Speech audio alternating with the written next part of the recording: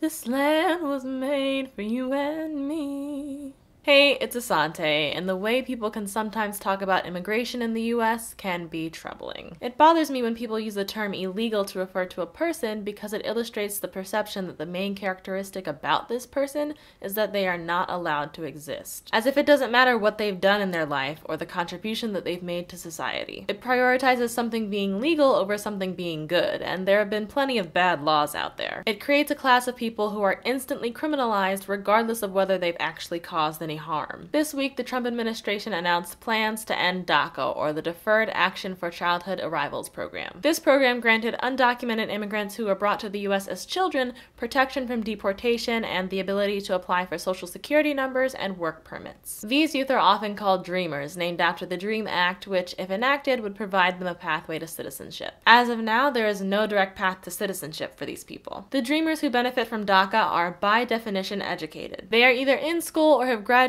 from high school, and DACA helps when applying to college, although DACA recipients are not eligible for federal funding, so it's not a free ride. And as a requirement, DACA recipients have no criminal record. 91% of DACA enrollees are employed. Dreamers have served in the military, they pay taxes. These are folks who are talented and hustling and striving. They grew up here, they came of age here. They are your classmates and your teachers and your friends. Diluting their experience down to their citizenship status or thinking of immigrants solely as foreign disregards the many ways in which they contribute to the fabric of this country and opens the door for a harmful us versus them mentality. Immigrants have often been used as a scapegoat for our nation's problems, unfairly characterized as barbarian or criminal, and the label illegal only aids in that characterization. But immigrants are not by default harmful. Immigrants, both with and without documents, are hardworking, they bring innovation, they spur the economy, they pay taxes, they create more demand and buying power, they work to educate themselves,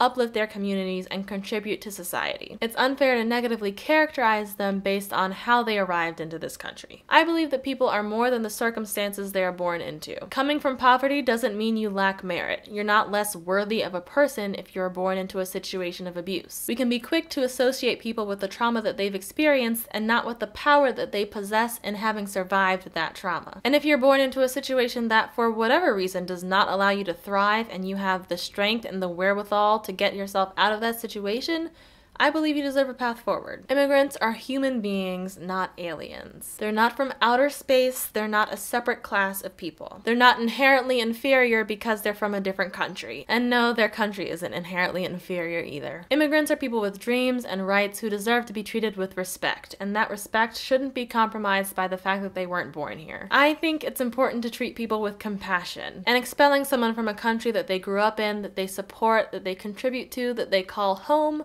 doesn't seem like the compassionate choice. There's this false sense that America is a zero-sum game, where caring for me and mine means not caring for anyone else, where putting America first means putting our neighbors last. But letting others in allows our country to grow and creates more for everyone. There is room in our country and there is enough to go around. Concentration of wealth is a separate issue. There's no need to be hypercritical of someone for just showing up here just because the rules are now different from when your ancestors just showed up here. The problem lies more in the rules and regulations that encumber naturalization and the policies that demonize immigrants in the meantime. There have always been excuses to exclude classes of people as subhuman or beneath full citizens, from deeming a certain race as chattel to categorizing a certain gender as subservient. And there is nothing a person can do to earn those full rights in a system that legally excludes them, because the characteristic for which they are being punished is something that they cannot help. Something beyond their control and arbitrary to their capabilities and contributions. And given how lengthy and difficult the U.S. immigration system is,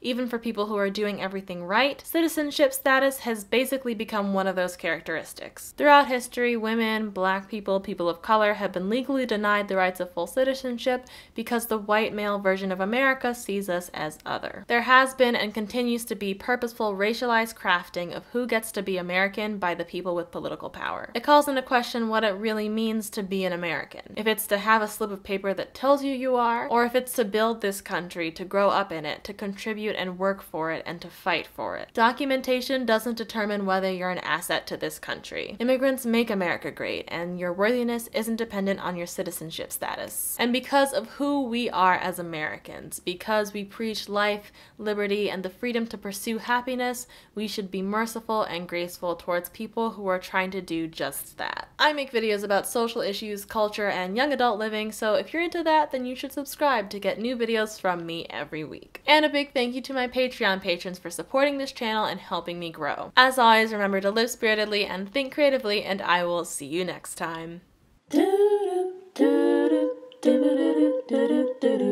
Hey, by the way, I'm leaving a bunch of links to articles and resources in the description. And if you want to learn more and support dreamers, then I would highly recommend you follow United We Dream, which is an organization that advocates for immigrant youth. There you can learn about getting involved with actions and getting help if you're undocumented. What's making me happy this week is Middlemarch. Middlemarch is a web series by Rebecca Shoptaw. It's a modern retelling of a classic story. It's cute, it's compelling, and I will leave a link in the description. You should check it out. Well, I'm gonna go edit this right now.